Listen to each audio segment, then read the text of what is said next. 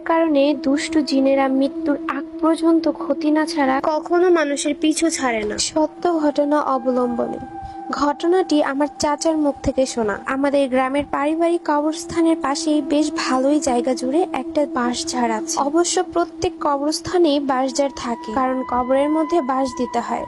এই বিশাল বাঁশঝাড়ের ঠিক মাঝখানে বেয়ে উঠেছে একটা বিশাল গাব গাছ। তো একদিন আমার বড় ফুপির ছেলে কোনো এক কাজে বাঁশের কুঞ্জি প্রয়োজন হয়। তখন আমার দাদাকে বলে একটা দাও নিয়ে সেই বাঁশঝাড়ের দিকে কুঞ্জি কাটতে।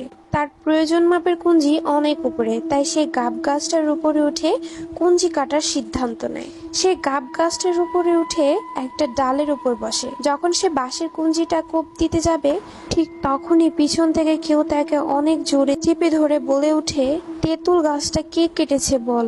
আমাদের বাড়ির পেছনে ছিল সেই তেঁতুল গাছটা।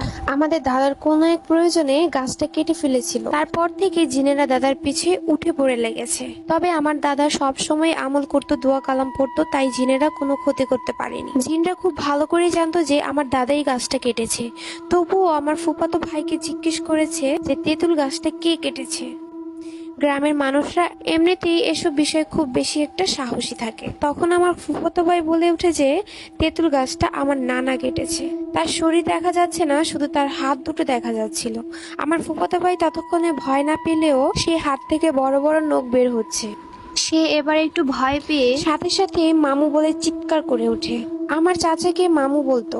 আমার চাচা তার চিৎকার শুনে তাড়াতাড়ি সেখানে যায়। সেখানে গিয়ে দেখে আমার ফুফাতো ভাই গাব গাছের নিচে পড়ে আছে। তখন তাকে কাঁধে করে নিয়ে বাসার দিকে আসতে থাকে। তখনই আমার চাচাকে আমার ফুফাতো ভাই বিশ্রী একটা গালি দেয়। আমার চাচার বুঝতে বাকি ছিল না যে তার ঘাড়ে জিন ভর করেছে। আমার চাচা একজন হুজুর, তাছাড়াও সে বিভিন্ন কিতাব থেকে ঝাড়ফুঁক, তাবিজ ইত্যাদি নিয়ম কানুন জানতো। তখন সে আমার ফুফাতো ভাইয়ের কানে কেনি আঙ্গুল চেপে ধরে বাড়িতে নিয়ে গেল। আমার দাদাকে কেনি আঙ্গুলটা চেপে ধরতে বলে সে উজু করতে গেল, কিন্তু আমার দাদা কিনি আঙ্গুল ছেড়ে দোয়া দুরুদ পরে ফুঁক দিতে লাগলো। সেই সুযোগে জিনটাও পালিয়ে গেল। আমার চাচা উজু করে এসে দেখলো আমার দাদা আঙ্গুল ছেড়ে দোয়া পড়ছে। তখন আমার চাচা বলল, এটা তুমি কি করলা? আজকে ওদের দেখে নিতাম। তো ওই ঘটনা বেশ কিছুদিন পরে আমার দাদা একদিন মসজিদে এসে নামাজ পড়ছিল। মসজিদটা ছিল সরকারির আর পাথরের তৈরি। মসজিদটা অনেক উঁচু ছিল। আগের কালের মসজিদগুলো বেশিরভাগ উঁচুই হয়। তখন আমার দাদা মসজিদ থেকে নামার সময় পিছন থেকে ধাক্কা মেরে ফেলে দেয় সেই জিনগুলো। সিঁড়ি থেকে পড়ে আমার দাদার পা ভেঙে যায়। 8 বছর ওভাবে অচল জীবন যাপন করে হঠাৎই তিনি ইন্তেকাল করেন।